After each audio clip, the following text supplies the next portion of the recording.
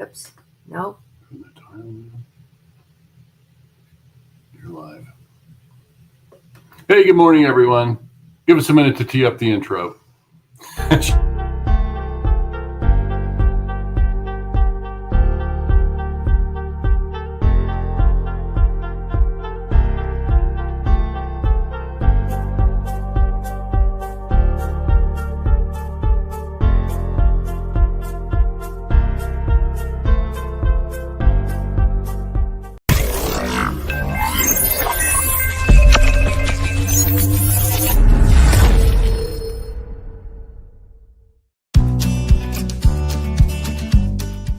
Wake up, buyer payer people. It's a beautiful day. Go grab yourself another cup of joe and say hello to Jim and Michelle Rhoads on the Buy Here Pay Here Morning Show. Take it away, you two.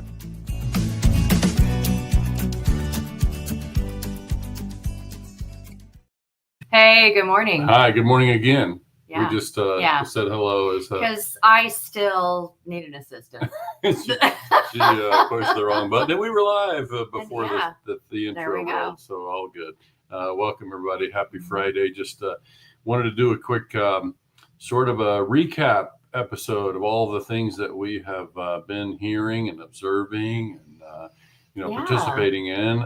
So just kind of an opportunity to go to kind of Pulse Report, as we called it, and get a sense of what's happening in the industry. Absolutely. You got any kind of updates from anywhere before we dive into all that? It's your mom's birthday today, so. Tomorrow. Oh, it's tomorrow. Okay, sorry. Yep. Tomorrow. So yeah, happy heavenly birthday. A lot of people, happily. A lot of people watching know that my mother passed me to the funeral last Saturday, and so tomorrow's her birthday. She would have been 82 had she made it to this birthday, but. Anyway, we've had a lot of really wonderful, remarks from our circle of people in the industry, and so we appreciate that. I don't think that we have anything else. We were chatting about what we should talk about today, and usually after Jim's done with a V8 meeting, there are some really rich topics, but there are topics that we'd like to have guests for. From the meeting from yesterday. And so we've got a few people lined up. Next week, though, we are going to have Chad Martin on next Friday and his partner, JT Brown. JP Brown. Brian. And sorry. And sorry, JP. Yeah. There were a few things we're going to talk about the lending in this space. Yeah, as long as you're talking about that, I can share that. Chad put a post up as a follow-up. He did one about 6 months ago, and now he's just putting a follow-up in there. And it's not important so much what it says. It's just you can find the post from earlier in the week in the BHPH Success Group where Chad talks about the idea that, dealers, it's a good time for dealers. It's always a good time, but it's especially a good time now for dealers to be looking at backup lending options because the market is shifting. And so because the footing is not real solid, it's one of the things that I'm seeing. Like we've had a couple of meetings in the last week with our dealer groups, especially the larger groups that are, portfolios of 500 to 2,000 accounts. And those dealers the conversation has been really rich. I mean, we talked about some really important stuff, kind of business model, deal structure kind of conversations that are really important. We've talked about lending. We've talked about people looking for, new or replacement lending. We've talked about software has been a big topic this week and just technology in general, but certainly people, looking to move to a new DMS. And so it's a time where, you just look at this industry and of course we had people in there. We had a dealer in the meeting last night who's been in business since 85. Yeah, and one of our new members, Yeah, and so you're talking about people who have decades of experience. They have seen this kind of thing happen. And one of the things that we're seeing as we kind of filtered news across the public domain, just kind of news agencies and what's happening out there in subprime auto financing, there were some articles referring to delinquencies. Subprime auto delinquencies hit a record high.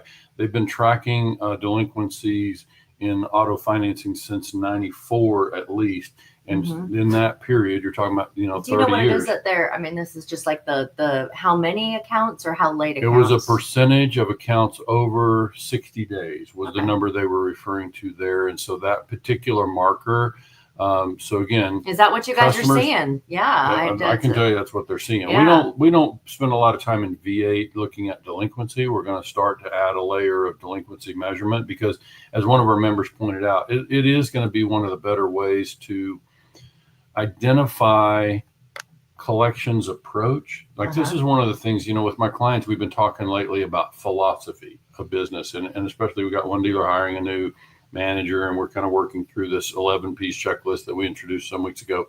But bottom line is that was those conversations around philosophy is like, it's hard to, you can look at a spreadsheet and say, okay, this particular dealer is doing a certain deal structure, and then you can see their actual portfolio performance. But you can put two dealers side by side who are underwriting in a very similar way, but their portfolio performance may be different, which obviously goes to philosophy, how they handle collections. And one of our members referred to Chuck Banana, who I've known a long time, worked with him 20 years ago. They said, Chuck brought the idea that success in buy here, pay here is 80% collections and 20% underwriting, in portfolio success. And I think it's, we feel similarly. It's like we find that there's that's the piece that I'm trying to identify here. And the reason I bring this up about the philosophy is because we're finding right now that whole thing about philosophy, how flexible are you with your customers, right? And if they're experiencing challenges, financial challenges, regardless of where that pressure might be coming from, how do we work through that? And so some of these dealers that have been in business for decades and have been through these kind of things, it's a good opportunity for us to hear from them about what is their approach and how does it affect, their own business. So dealers are being, the environment is more challenging. Yeah. Right. And so we're looking to see who's going to be the winners and losers. Yeah. And when delinquency's up, then you have choices to make. I want to attribute this to Darla Boer about if you can double your charge-offs and still keep your head above water, then you've got a good ratio for your own business. So hopefully, I mean, we've been talking about that for a while. Hopefully that's been a KPI. And people are always asking for KPIs. I think that's a really good KPI about the health of your portfolio. But right now we have, because there's so many people delinquent, there are a lot of dealers out there that don't have that wiggle room. And so, it's like, what are you going to do? Sure. Do you have the ability to be more flexible? Do you have do you need to cut your loss, repo the car, and move forward that way? But if it's up, that means more repos. That means more charge-offs. That means more that you need to get through recon, and more that you need to get sold in order to take the place of those contracts. Yeah, and I can say that one of the things that we're seeing, we just did yesterday a session with our V8 Plus subscribers on KPIs. And one of the numbers that I talked about was interest coverage. And interest coverage, just in its simplest form, is going to be the interest collected across a period compared to the net charge-off. So is the interest covering the net charge-off? Because that's generally why we're charging a higher Another interest. way. Right. So that's one metric that we can look at. And I didn't bring hard numbers this morning, as much as I can just tell you in my experience of working with that number now in V8 alone for approaching a year and a half now, we're seeing that there are more dealers in our V8 circle that are underwater in terms of their interest coverage. So it's an indication that portfolios are struggling. Now, when we talk about the delinquency numbers, I want to go back to that thing about, the articles that we were finding suggested that, and this was based on, I don't want to say it wrong, but we can share the information about where the study was linked. But bottom line is it was suggesting that the delinquency of 60 plus was as high as it's been since 94. I think that data is primarily coming from the segment that you might say is just above buy here, pay here, because those people wouldn't have a ton of access to data that is true buy here, pay here for dealers that are self-servicing and on paper. So that data is more likely coming from the credit acceptance segment, those people that are, public data. So I think you're talking about some of that, but it's still the best indication of how that's going to flow down to buy here, pay here. And so I think, for today, we're just kind of sharing what we're seeing. Nobody's here is trying to be alarmist or to say, the sky is falling by any means, but it is a time that we think it's appropriate for dealers to focus on efficiencies.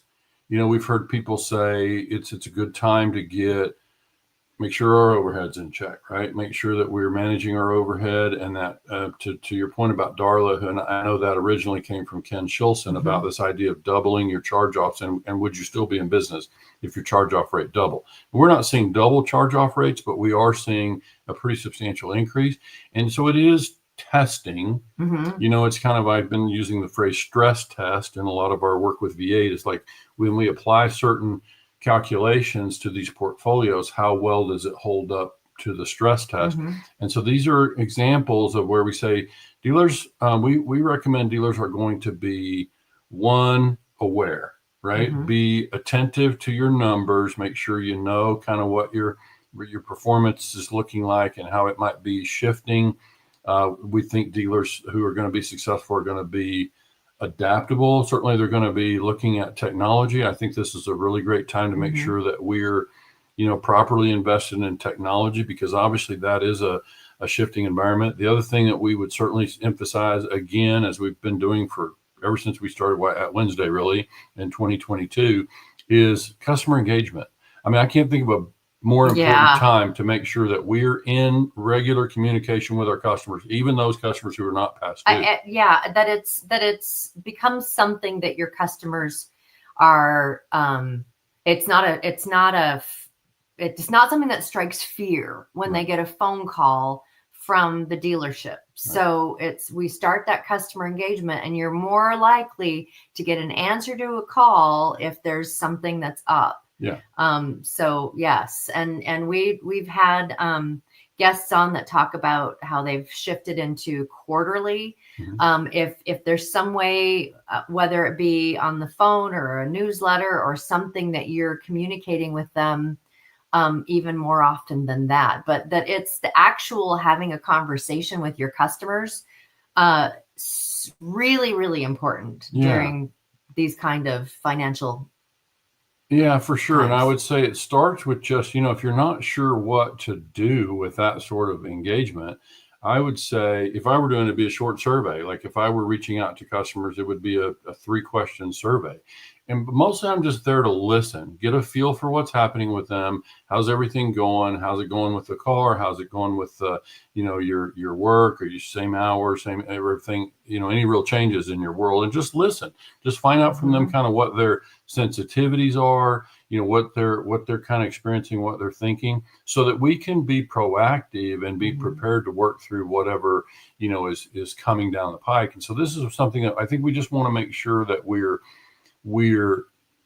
aware, super engaged with our customers, and that we have a chance to solve problems. And this is what I always talk about with collectors. Like if I were hiring collectors, one of the top skills I'm looking for is problem solving. Like it's just being creative, and to solve problems, you have to be able to first listen. You have to understand what the problem is. Good listening skills then actually is it's way up on the list. And so I think this is part of where, we have an opportunity and certainly in our own research here, we suggest the research suggested that those who are going to have a chance to be most successful are the ones that are efficient.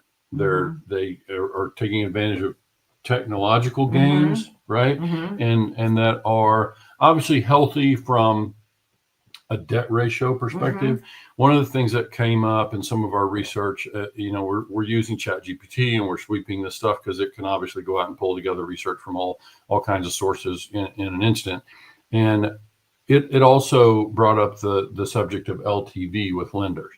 Right. It talks about lenders, and we can talk more about that with Chad and JP next Friday. But what we're seeing it ourselves. We're seeing dealers struggle to get their lines of credit renewed because they had LTV ratio issues.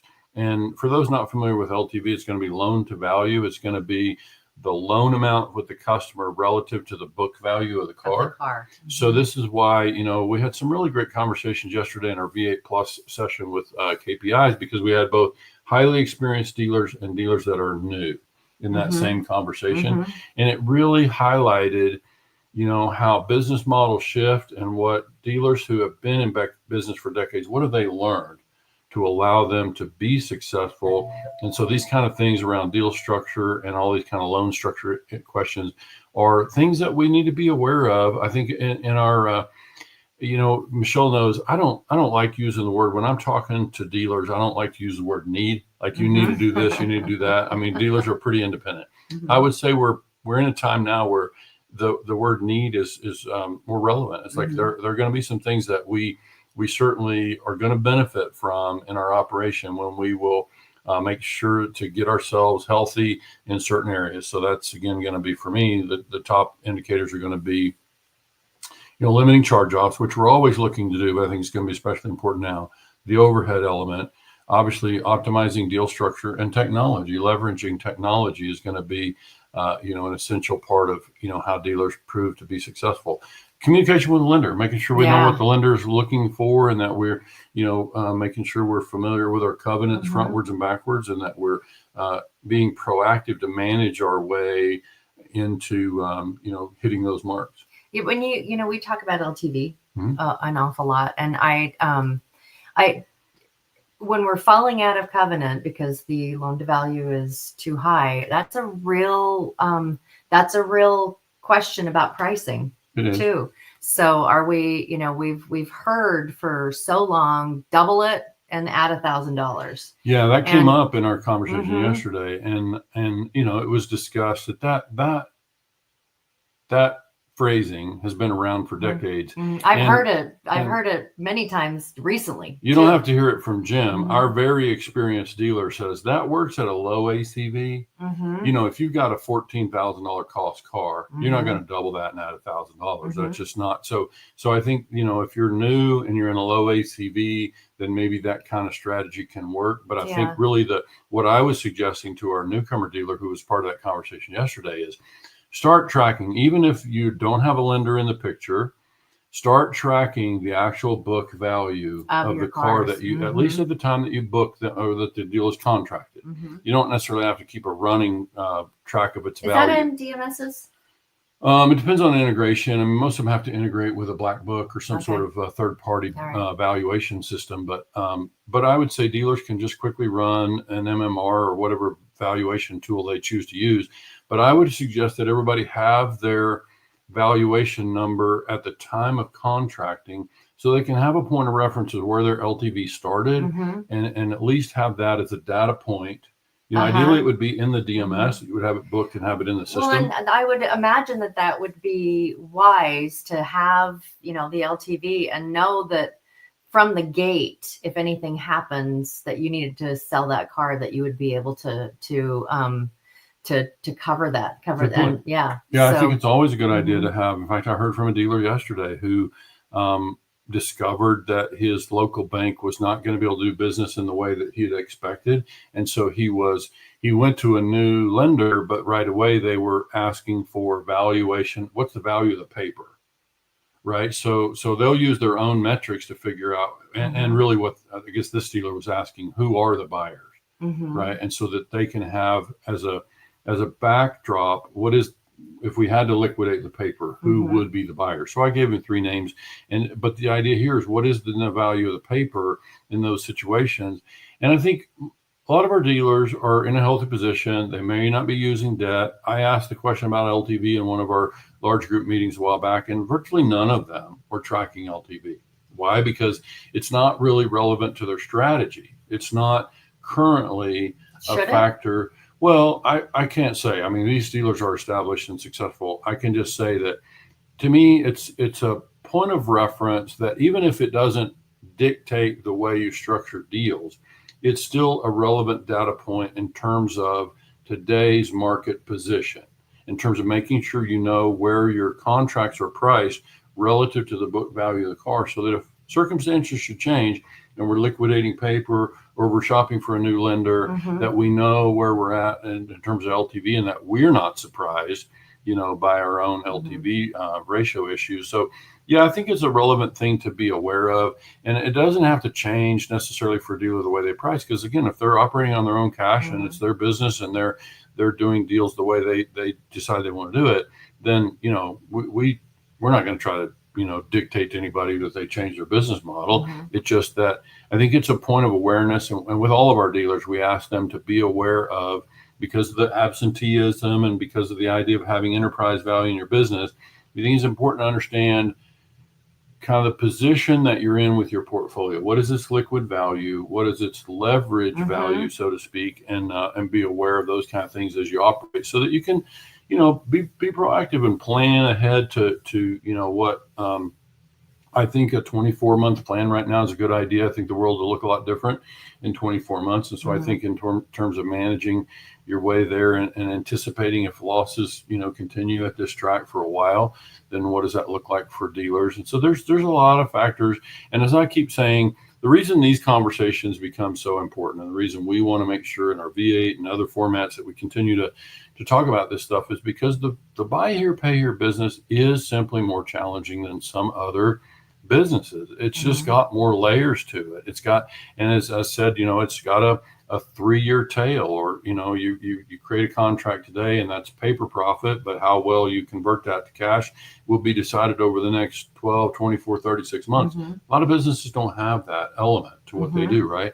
And certainly not in a subprime sector. So I just think it's important for us to be mindful of all these different elements and to be watchful about certain pieces. So again, I look forward to having Chad Martin and JP Bryan with us next Friday. We can dig into this a little bit more as it relates to the actual lending picture, because, capital is essential. One of the things we heard in our meetings this week is that dealers are seeing more success with a higher ACV model, which is one of the things we're going to have an opportunity to continue to examine, and we'll bring information back to the larger community, as we learn more and more about some of these things. But certainly the higher ACV model is proving with some to be a winning combination, in which case we want to make sure we understand that. And if dealers are going to start to pivot toward that, then obviously they're going to need to source capital. Many of them cannot afford to move from a $6,000, $8,000 ACV to a $14,000 ACV without some injection of capital or some capital financial support. So this is why all these conversations become especially important. And we think, the podcast, we just want to keep out there what we're hearing, what we're learning, what we're observing, and let you guys make decisions for yourself about where you want to go with your business. But I would just say there's every reason to have optimism, and there's tons of positive things to consider, as you look forward to, where you go next in your business. I would just say among the things to be aware of, I've got an elbow whacked to the shelf over here. So you want to read that? Michelle? Closing remarks. This is from ChatGPT. This is ChatGPT, because we talk with our chat agent that are Sage. And it has access to all of it has access to all of our content too. And so we were asking it to kind of summarize what it is that we wanted to talk about today. And it says, if you've been around the business long enough, the cycles hit hardest when you're unprepared, but they also hand out the biggest rewards for those who show up with discipline and a long view. The truth is, we're in a market where pressure is revealing character. And for those of you running clean operations, staying close to your customers and embracing smarter systems, you're not just surviving, you're gaining ground. Dealers who are investing in better underwriting, stronger reconditioning, and digital agility are in a position to capitalize. Why? Because when customers are scared, they look for confidence. And when lenders get tight, the dealers who say yes with integrity become the go-to for the whole community. So yeah, there's plenty of noise out there, But if you're running your store like the customer will be with you for 10 years, if you're making, that's the one I said, it's got a question mark at the end. Or if are you making trust deposits every day? If you do these things, then the market is yours to win. Keep your head clear, keep your tech sharp, and your heart in the game. Yeah, very good. So it just, to me, we couldn't have said it any better. Like, that's why we want to just refer to those remarks. Like, again, it's summarizing everything. It's sort of trying to encapsulate, what everything that we talk about and that we document. And so it seemed appropriate as way. And again, there's a lot of positivity. There's a lot of opportunity for dealers. And so I think this is a time where, let's keep plugged into our peer groups and find mentors and let's navigate through, what's proven to be a pretty challenging period, at least with losses. And so we want to keep working through those things. And we just want to support you and bring experts, and we'll do that again next Friday. We'll bring Chad and JP to talk about Chad's most recent post, which you can find those in the BHPH Success Group. If you just find the search bar and hit Chad, you can find his one from 6 months ago and now his follow-up to the same thread about backup lenders. So anyway, also, if there's anything that we can help with, please feel free to reach out.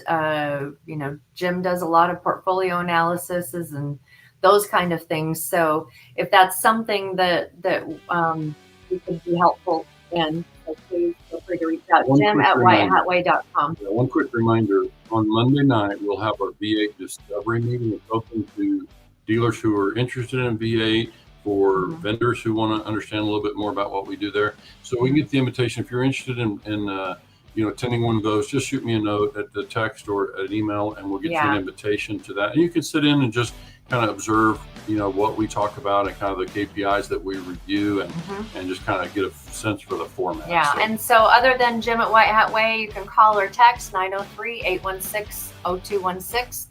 903-816-0216. Hey, everybody, thanks so much for joining us. We really appreciate it. It's happy Friday. And we hope you guys have a great week. And we will see you back here on Wednesday. All right, everybody, have a great day.